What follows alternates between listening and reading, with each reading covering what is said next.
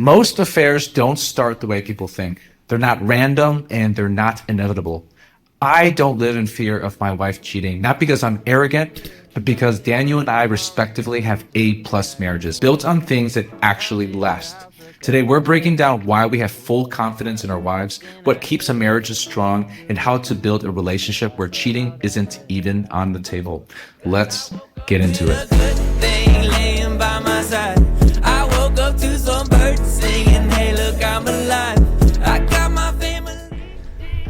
Phil, can I ask you a question? Do you feel like you're worried about your wife cheating on you? No. No, not at all. No. Because I hear the internet chatter and they say Tom Brady, good-looking guy, rich, successful, he gets cheated on, and people say, if this guy gets cheated on, I've got no chance. What hope do I have? No chance, right? So how can you say, Phil, as a mere mortal, that you're not going to get cheated on when Tom Brady gets cheated on? That's a really good question. Just explain. Well, I'll be the first to say that I'm no Tom Brady. Okay. I think, like, first of all, I feel terrible that this is the norm in terms of when I was going to share, like, you ever see those videos where this guy is just, like, deathly afraid his girl is going to get his phone, or vice versa? Yeah. Because there's just such a lack of trust between those two. Yeah. Because there is a little bit of an assumption that you could be talking, someone's in your DMs, someone's sliding in there, and you're talking with another person. Yeah. And there's like, just people are looking around, you know? I feel that why I'm not afraid or why I'm not too worried is I think we have to ask, like, what are the causes of adultery and cheating, right? Yeah. Good and point. If you assess the causes of cheating, I would say between my wife and I, we have an A-plus marriage, and those things are not even there. Yeah. You know? So off the top of my head, it's like people cheat for a number of reasons. You know, obviously, if you don't have a moral clarity, then you're a lot likely to cheat. But let's pretend you do have moral clarity. Then what are the causes of why people cheat? Yeah. Usually it's a dissatisfaction with what they have currently. There's usually a need or multiple needs not being met, you know, and what happens when they feel that their needs are not being met? The heart just naturally starts wandering. Yeah. Those needs are going to be met, whether it's going to be with my spouse or with someone else, you know. Yeah. I don't. Obviously, we can condemn the action of cheating, but I empathize with the human heart's needs for the common causes of adultery: connection, understanding, trust, acceptance, partnership. So for those reasons, I feel like I have those things with my wife. Yeah. In other words, our core needs are constantly met by each other, if that makes sense. Yeah. Yeah. What do you think? So I guess I'm maybe hearing you talk. I'm thinking about 3 different factors. Okay. Right? You're the therapist. I want to hear what you hear. Well, there's the Tom Brady thing. So it means you, right? Okay. There's what you're talking about, the marriage, and then there's her. Sure. Right. And so I guess a question out there is, which has to do with me, the man, the Tom Brady thing. If this guy hits on so many different metrics, like the top of the top, how am I, someone who's not at the top of the top, going to? So let me ask you, do you ever think about that yourself, about you as a person being, I don't know, not good enough to keep, quote unquote, keep your wife? You know, the Tom Brady example is interesting because you're judging it with 2 standards. Yeah. The things, like, believe me, I have nothing but respect for Tom Brady. And so just to clarify, it's not necessarily a standard that I'm looking at. I feel like people have that frame. For sure. When they look at cheating. For sure. Right? Yeah. Yeah. But my point is, people look at Tom Brady and go, oh, he's really good looking. Yeah. He's got, 7 Super Bowl rings? He's racking them up, you know? So you're like, winner after winner after winner. And those things are like, as a dude, it's like, that's freaking amazing. Yeah. But honestly, in the context of marriage, they don't mean It anything. doesn't matter. It doesn't mean It anything. doesn't matter. Right? You could win at those things and fail at saying good morning to your wife in the morning.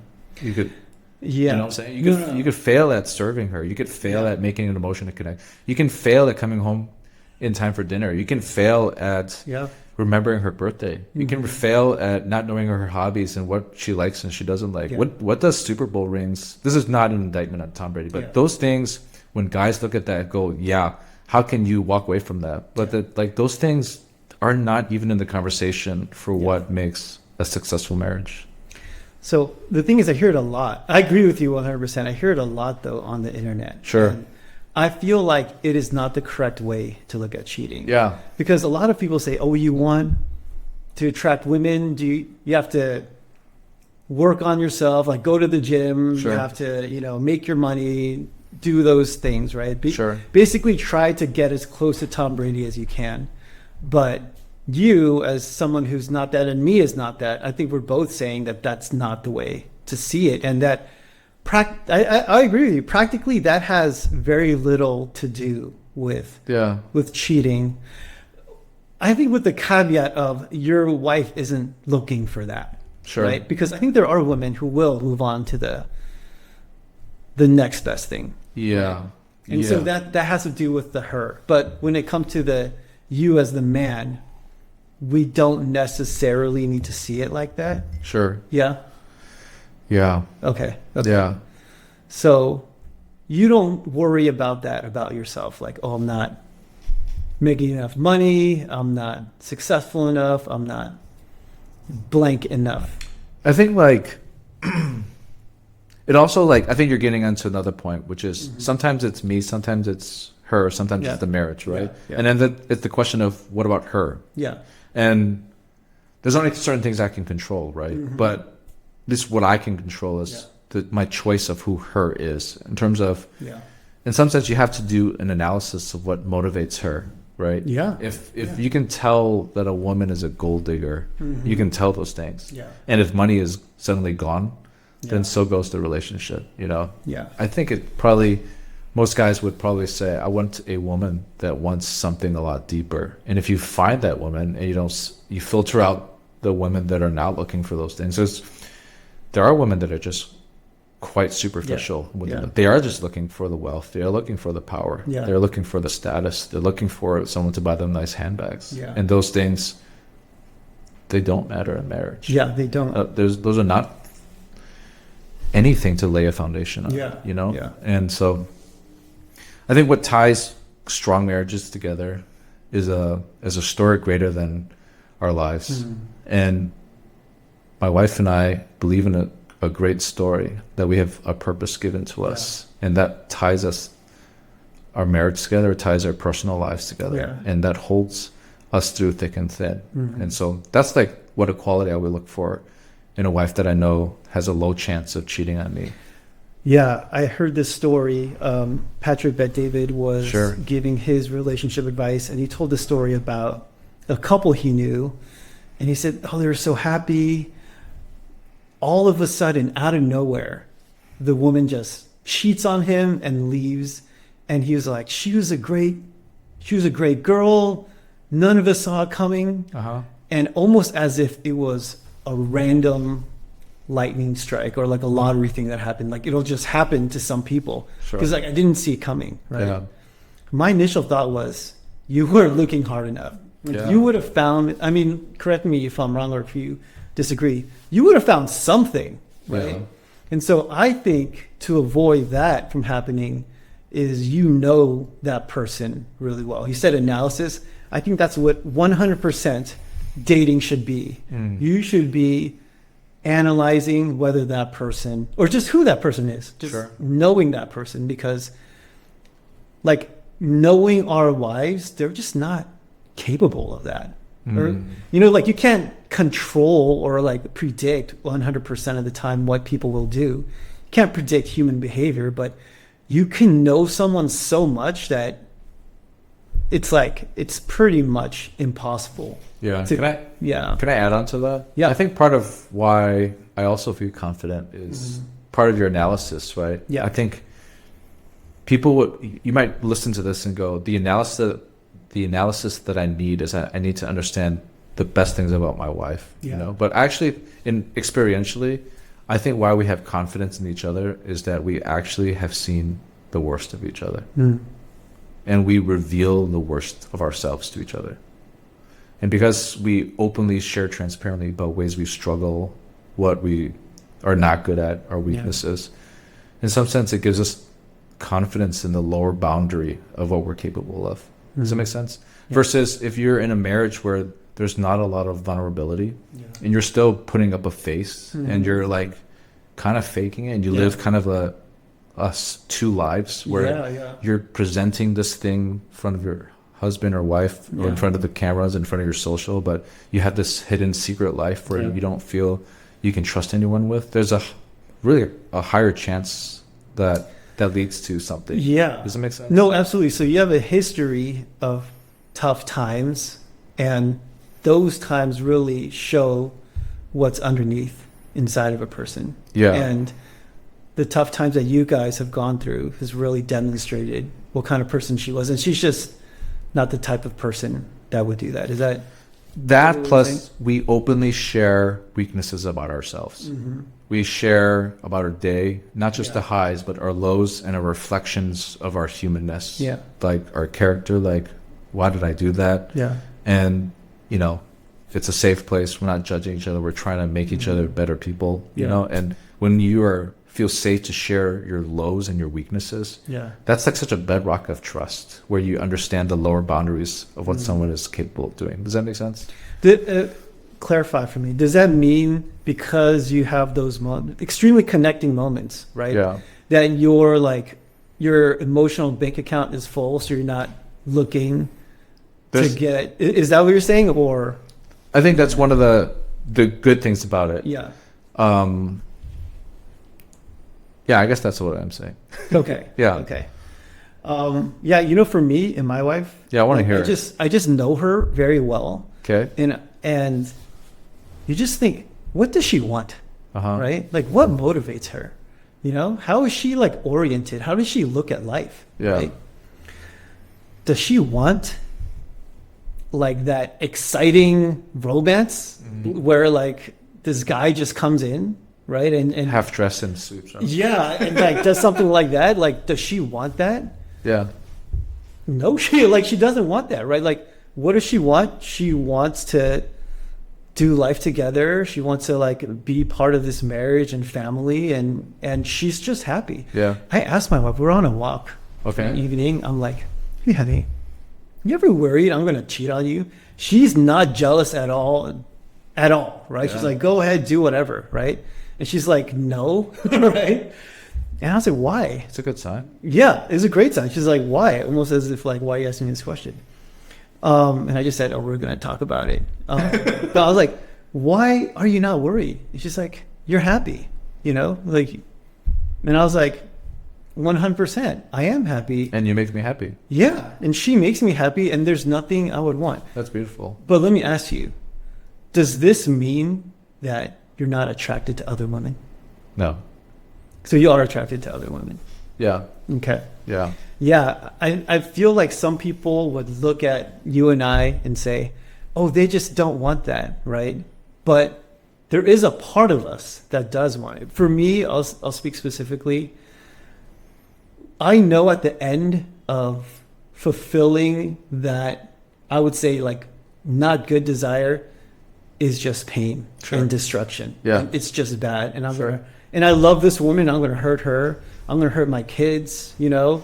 I'm obviously going to hurt myself, and who else knows, right? Like the ramifications is just really bad. Yeah, totally. And so understanding that, I've worked really hard at just really diminishing that part of me, so that it's like, I don't know if it'll ever be gone. Maybe for some people it is, but it's so small that it's not even on the radar anymore. Yeah. That was like my journey in dealing with that. That's beautiful. And I do feel like it has to be said, because I think some husbands out there, I think I used to be one of them, like, I'm attracted to this other girl, or I don't know if attracted, but like, oh, I think this other person is Beautiful or yeah, pretty. beautiful or pretty or whatever, Yeah. and would feel bad and guilty Yeah. about it. Yeah. But I don't know. That's my experience. You have a different one? No, I actually, this is the way I think about it. The machinery by which I look at my wife and think she's beautiful, Yeah. that would not function if I didn't think other women were beautiful. Yeah. Does it make sense? Yeah. There's no world in which I think my wife is beautiful, and I don't think anyone else is pretty and attractive. Yeah. Because that's the only way the engine works. And so to me, true love is, I think what you're saying is the love of choice. You know, Yeah. this is, and obviously relationships is way more than attraction and beauty, but Yeah. it's love that says it's worth the fight that I'm going to direct my eyes just towards you. Yeah. Does it make sense? Yeah. Yeah. Okay, I have a question for you. Yes. Let's go with the scenario that I'm cheating because I'm disgruntled Yeah. of some things. What, in your experience as a therapist and Yeah. hearing the airwaves, what are the things the needs that are the most unmet that bring people to a place of infidelity? Yeah. Does that make sense? Yeah. Yeah. I would say probably the biggest one Yeah, I'm curious. is it's not even the fighting or hurting each other, interestingly. Okay. It's feeling almost as if like you don't exist. Like the growing apart, Yeah. growing cold. Yeah. When I see people and they're fighting, it's not good and they're hurting each other, and that should probably stop. But at least they're in it, And so I look at that and I'm like, that's actually There's a positive place signs. where, it's a positive sign. Versus what? They just give up? They just don't care. I think apathy is like the Bad step side. right before Yeah. cheating or doing something like that. Because I mentioned the emotional bank account, right? That's a huge As concept. human beings, and I also use the analogy of like food, right? Okay.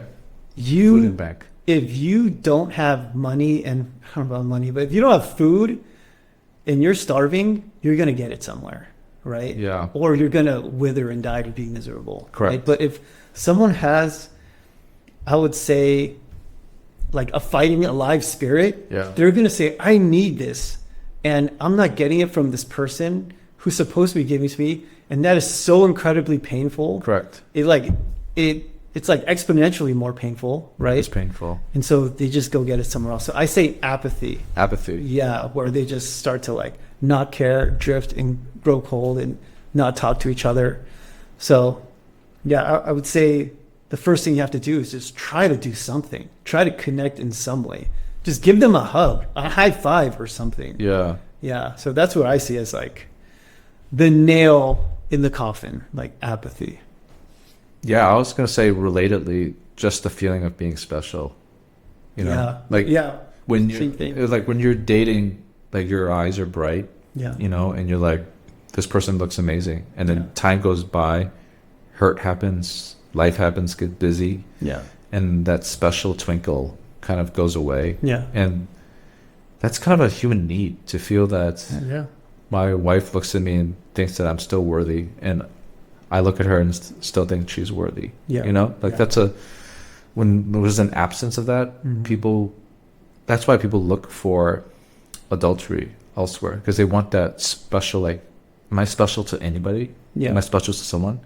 And that's part of the misconception I think a lot of people have about love, is like you do it once and it's set. Yeah. That's not how love works at all. Yeah. It has to be a constant pursuit. Yeah. The things that I do at year 10 in marriage have to supersede the things I did at year 1. Yeah. Yeah. Yeah. There's no coasting in marriage. Yeah. And so when people lose that sense of like specialness, like he doesn't even remember my birthday, or he doesn't know what I like. That's a terrible feeling to have. Like specialness and intimacy should grow commensurate with time, Yeah. not the other way around. Yeah. Why is it so many marriages, the longer they go, Yeah.